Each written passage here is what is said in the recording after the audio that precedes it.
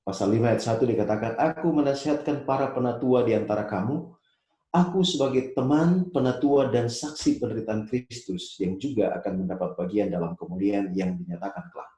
Nah, kenapa saya katakan bahwa Petrus ingin mengajak kita untuk melayani seperti Yesus? Karena satu hal yang ditekankan Petrus di ayat yang pertama ini adalah dia mengatakan bahwa dia adalah saksi dari penderitaan Kristus. Jadi dia melihat bagaimana Kristus ketika hidup melayani dan bahkan melakukan apa yang luar biasa bagi domba-dombanya. Rasul Paulus juga mengatakan bahwa dalam Kisah pasal 20 ayat 28, karena itu jagalah dirimu dan jagalah seluruh kawanan, karena kamulah yang ditetapkan Roh Kudus menjadi penilik untuk mengembalakan jemaat Allah yang diperolehnya dengan darah anaknya sendiri. Jadi ini yang ditekankan oleh Petrus bahwa jemaat Kristus, anggota-anggota jemaat Kristus adalah anggota jemaat atau jemaat Kristus yang berharga oleh karena mereka dibayar, dibeli dengan darah Kristus. Ya. Dan oleh karena pengorbanan Kristus yang luar biasa, maka mereka bisa dimiliki. Oleh karena itu dalam pelayanan kita sebagai anggota jemaat, sebagai penatua, minta maaf ya, kita harus melayani sebagaimana Kristus melayani. Ya. Walaupun dia harus menderita oleh karena Yesus mau menderita untuk menyelamatkan umat-umatnya. Ya. Ada satu kutipan yang menarik pagi hari ini. The great shepherd has under shepherds, ya. Guru agung, gembala yang agung memiliki gembala di bawahnya. To whom he delegates the care of his sheep and lambs. Kepada mereka dia mendelegasikan domba-dombanya.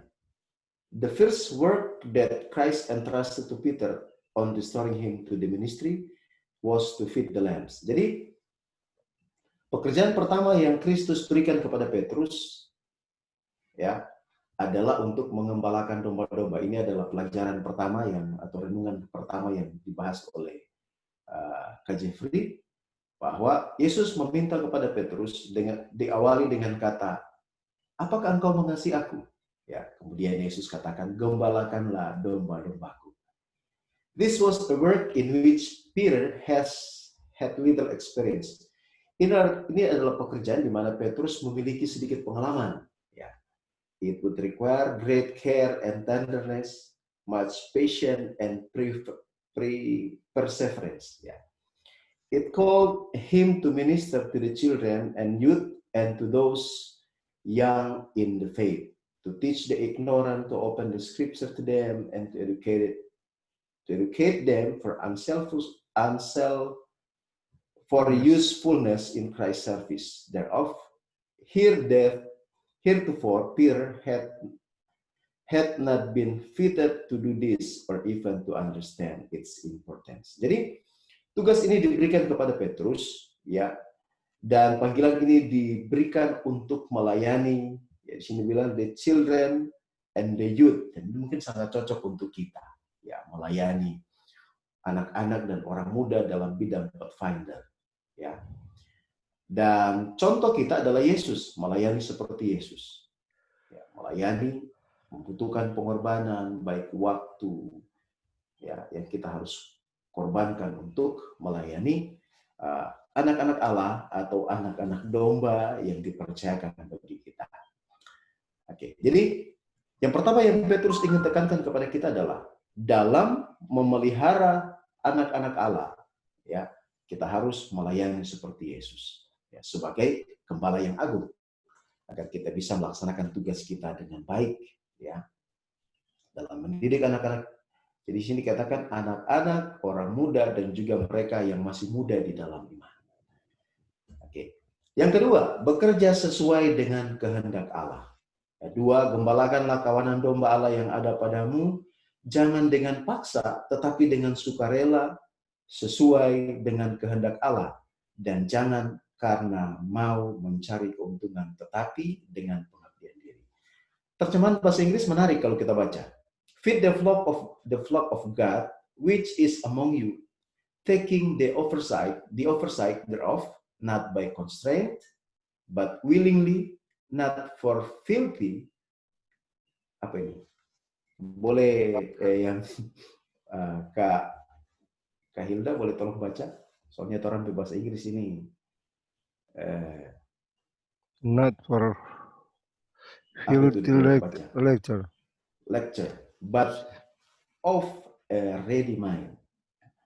Kata-kata, ada 3 kata yang saya kasih bold. Ini di penerjemahan menarik. Oversight, itu katanya diterjemahkan dari kata episkopeo, yang juga artinya look diligently. Ya. Kemudian kata willingly, hekosios, voluntary, ya, atau willfully. Ini voluntary ini sukarela, terjemahannya sama. Kemudian ready mind, ya, dengan sigap, atau terjemahan yang tadi yang kita baca di atas adalah dengan pengabdian diri. Jadi bekerja sesuai dengan kehendak Allah adalah kita bekerja dengan sukarela, dengan rajin, dan penuh pengabdian diri. Aduh, Ya. siapa cabul lampu teh? Jadi ada satu kutipan yang sangat cocok dengan yang sangat cocok dengan 3 hal di atas. Dikatakan begini, God's servants are to stand as minutemen. Apa ini minutemen? Ya, ada yang boleh bantu terjemahkan? Ya. Mungkin penjelasannya berikut ya. Ready for service at a moment notice. Jadi siap untuk melayani di setiap kesempatan. Ya, jadi minuteman. Jadi bersiap dalam waktu menit. Ya, tidak tunggu nanti 1 jam kemudian. My brethren, from hour to hour, from hour to hour, opportunities to serve God will open before you. Jadi saudaraku, dari jam ke jam, kesempatan untuk melayani Allah terbuka di hadapan. Ya.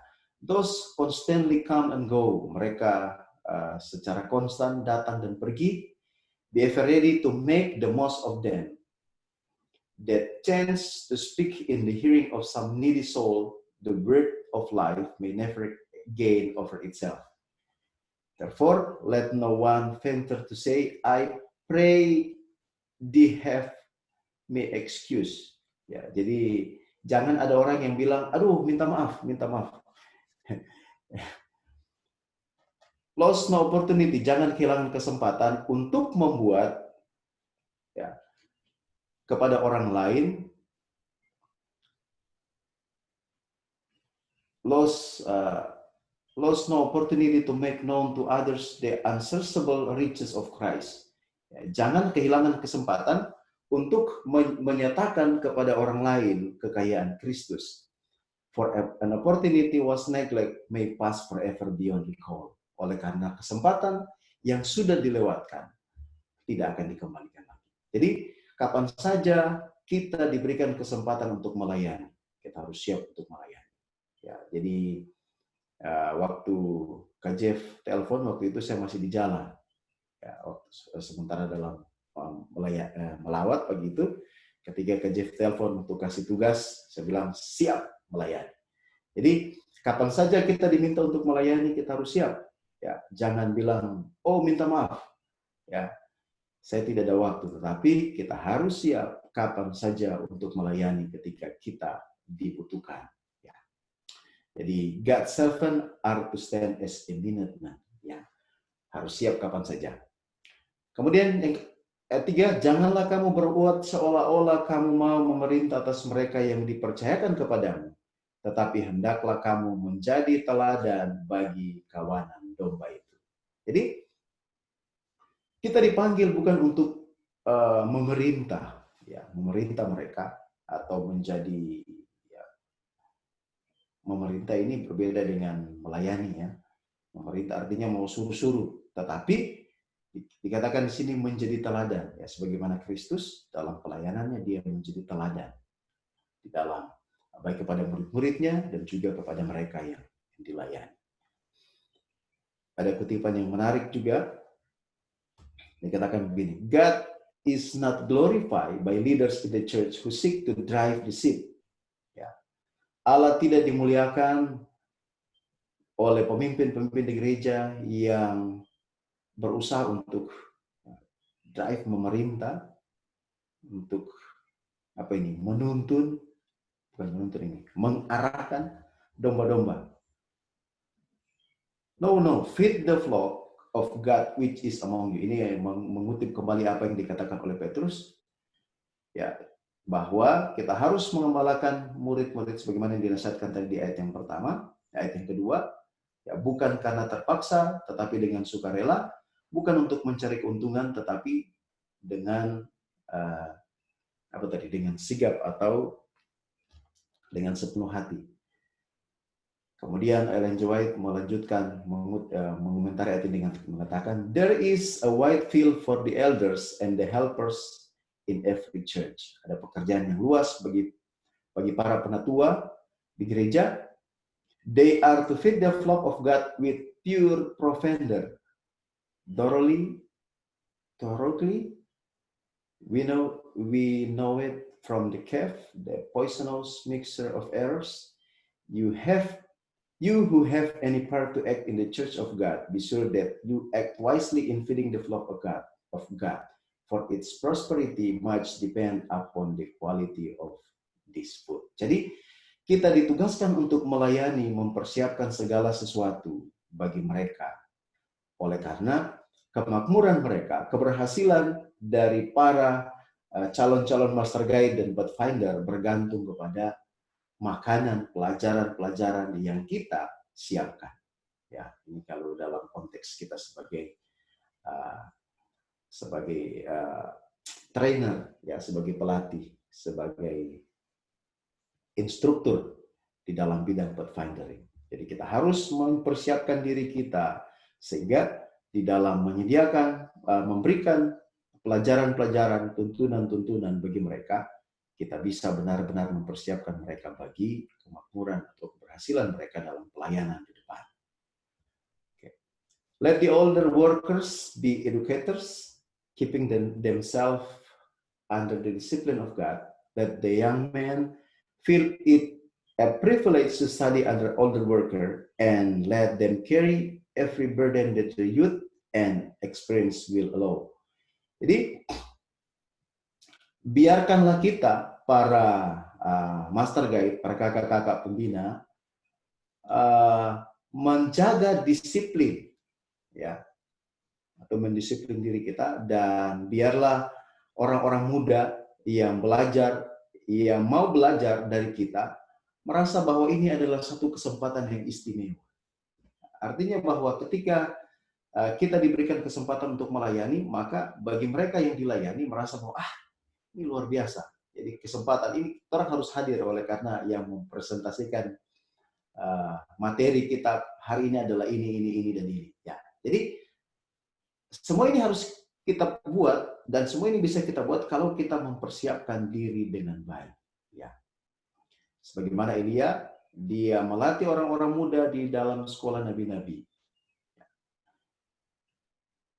It is not possible to advise in every particular the part that the youth should act, but they should be faithfully instructed by the older workers and taught to look over to him who is the author and finisher of our faith. Jadi,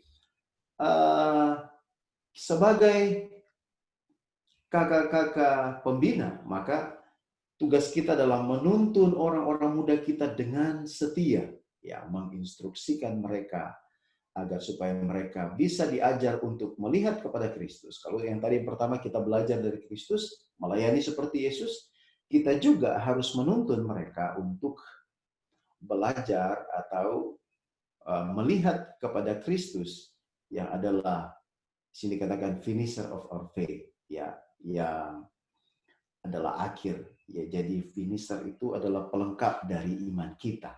Ya, jadi mereka juga harus dituntun untuk melihat kepada Kristus agar mereka juga dituntun kepada pelayanan yang sama seperti Kristus. Biarlah orang-orang muda diatur, ya, dengan baik, atau diatur dengan baik oleh mana mereka bisa maybe govern in emergency, bisa dipimpin di dalam waktu-waktu yang emergensi. When a crisis comes that demands active, well-developed physical power and a clear, strong practical mind, when difficult work is to be done, where every stroke must tell, when perplexities arise which can be met only by wisdom from on high, then the youth who have learned to overcome difficulties by earnest labor can respond to the call for workers. Jadi kita harus mempersiapkan orang-orang muda kita dengan baik agar supaya mereka bisa siap di waktu-waktu yang emergensi. Ya, ketika mereka dipanggil untuk bekerja, ketika mereka dibutuhkan untuk melakukan tugas pelayanan, maka mereka siap. Ya, saya ditugaskan untuk memberikan materi serve others. Jadi ada banyak pekerjaan-pekerjaan atau tugas-tugas yang harus dilakukan oleh adik-adik Master Pathfinder dalam pelayanan, melayani orang lain, dan ini harus betul-betul diarahkan, ya, dituntun. Mereka harus dipersiapkan dengan baik agar supaya pelatihan-pelatihan yang mereka lakukan ini akan mempersiapkan mereka ketika waktu-waktu kritis itu tiba. Ketika pelayanan mereka sangat dibutuhkan, maka mereka juga sangat siap dengan apa yang sudah mereka pelajari, apa yang telah mereka praktekkan untuk dilakukan dalam pelayanan-pelayanan yang sangat emergensi. Kemudian yang terakhir, pelayanan yang kita lakukan, Petrus katakan di ayat yang keempat, maka kamu apabila Gembala Agung datang, kamu akan menerima mahkota kemuliaan yang tidak dapat layu. Jadi kakak-kakak yang diberkati oleh Tuhan pagi hari ini, memelihara anak-anak Allah atau look after God's children yang diberikan kepada kita atau tugas tanggung jawab yang dipercayakan kepada kita, ada beberapa hal yang harus kita lakukan. Yang pertama, kita harus belajar dari Yesus bagaimana kita melayani. Ya, Dia mau mengorbankan dirinya hanya untuk keselamatan dan kemakmuran dari domba-domba yang digembalakan. Kemudian yang kedua, kita harus melayani menurut kehendak Allah, ya, itu dengan sukarela, bukan dengan paksa, bukan untuk mencari keuntungan, tetapi bukan untuk mencari keuntungan, tapi dengan sukarela. Kemudian kita bukan dipanggil untuk memerintah atas mereka, tetapi menuntun mereka agar supaya mereka juga bisa melihat kepada Gembala yang agung yang menuntun mereka kepada kesempurnaan iman.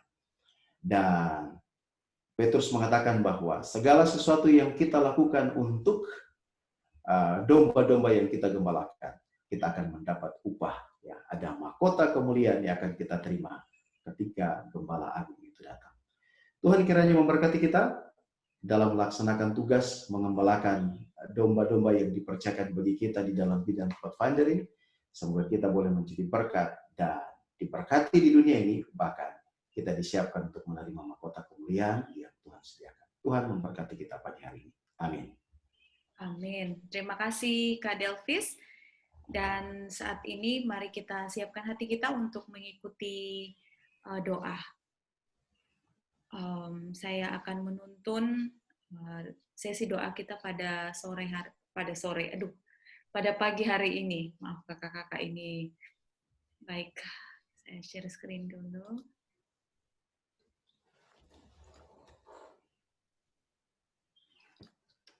Okay.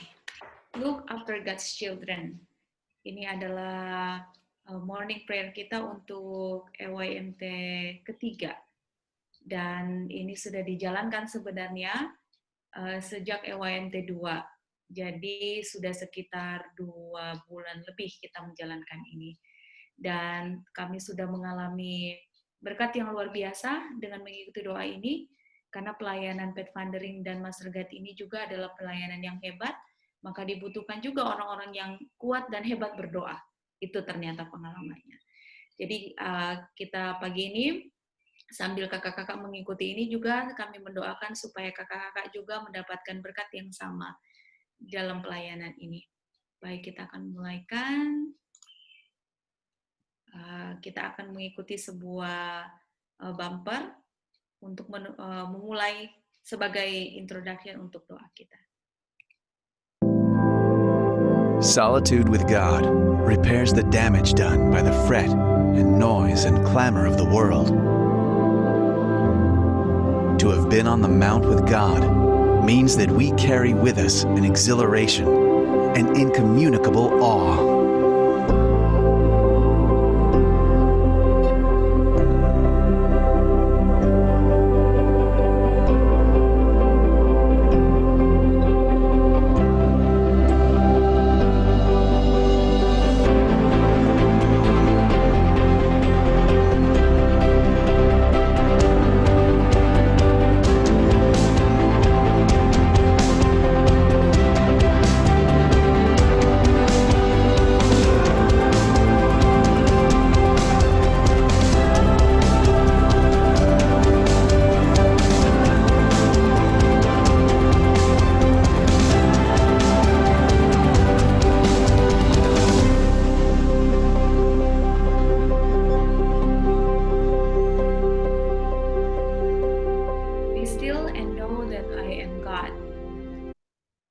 Mazmur 46 ayat 10. Waktu kita sendirian dengan Tuhan memperbaiki kerusakan yang diakibatkan oleh kegelisahan dan kebisingan serta keributan dunia.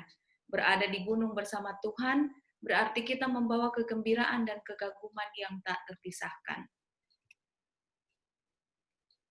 Kerinduan segala zaman dalam introduction atau dalam kata pengantar di dalam buku Kerinduan Segala Zaman Jiwa. Seluruh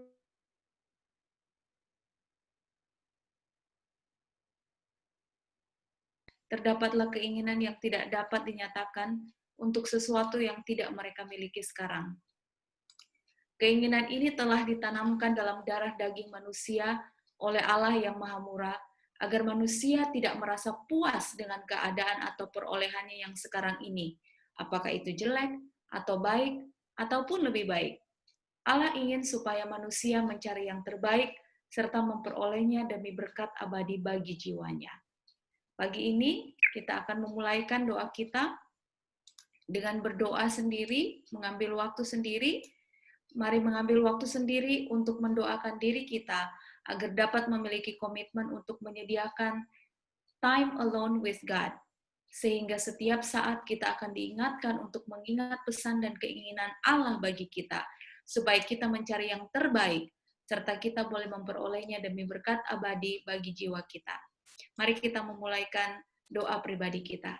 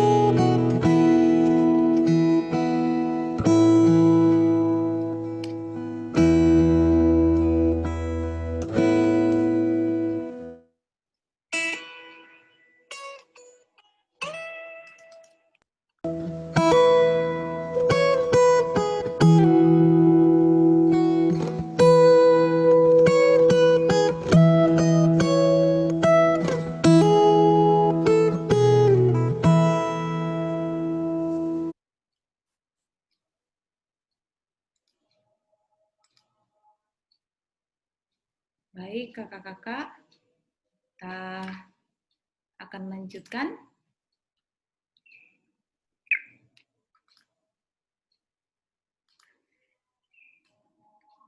Dengan merendahkan diri untuk mengenakan tubuh kemanusiaan pada dirinya, Kristus menyatakan tabiat yang berlawanan dengan tabiat setan. Akan tetapi ia turun lebih rendah di jalan kehinaan. Dan dalam keadaan sebagai manusia, ia telah merendahkan dirinya dan taat sampai mati, bahkan sampai mati di kayu salib. Filipi 2 ayat 8. Sebagaimana imam besar menanggalkan jubah keimamatan yang serba indah, dan bekerja dengan memakai jubah putih imam yang biasa, demikian juga Kristus mengambil rupa seorang pelayan dan mempersembahkan korban. Dia sendiri imamnya, dia sendiri korbannya. Tetapi dia tertikam karena pemberontakan kita. Dia diremukkan karena kejahatan kita. Yang mendatangkan keselamatan bagi kita ditimpahkan kepadanya, dan oleh bilur-bilurnya kita menjadi sembuh. Yesaya 53 ayat 5. Kita akan berdoa berdua atau bertiga. Apa yang akan kita doakan? Mari kita berdoa agar masing-masing kita dikuatkan dan diberanikan untuk menjadi rendah hati. Ya, mungkin kita tidak bisa melampaui kerendahan hati Kristus, tetapi paling tidak hari ini kita mau berusaha. Sementara berdoa, tanyakan, Tuhan, bagaimanakah aku bisa berani untuk rendah hati, agar aku dapat menyanggupi diriku sendiri untuk menjaga anak-anak Tuhan yang Tuhan titipkan. Mari saling mendoakan, mari minta Tuhan untuk menjadikan kita hamba untuk menuntun dan menjaga anak-anak Tuhan sebagai seorang master guide yang berkomitmen. Saya akan breakout room, dan kakak-kakak boleh saling mendoakan di grup masing-masing, sehingga kita juga boleh merasakan berkat Tuhan melalui personal prayer dan juga saling mendoakan.